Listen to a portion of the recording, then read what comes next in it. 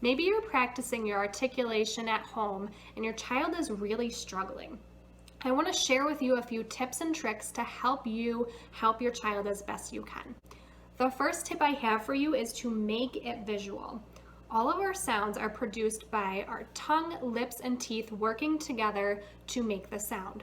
When you're practicing a sound, point to your mouth and show how you're doing it. So if you're practicing the M sound, say to your child, watch me, and then you can say, put your lips together like I did.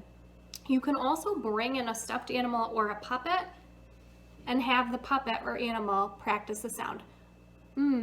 Sometimes having the toy is more interesting for the child and they're more likely to imitate that.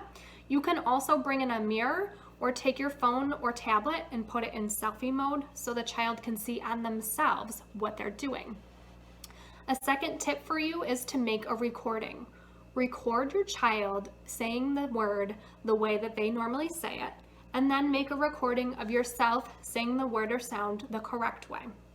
Watch both recordings and talk about how they're different.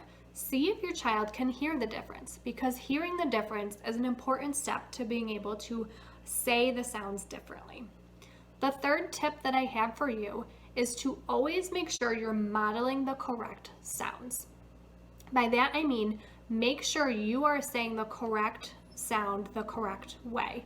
Sometimes it's cute to imitate the sounds that our kids are saying, but that can actually reinforce them saying the sound the wrong way. So we want to make sure we're always giving a good model of how to say it.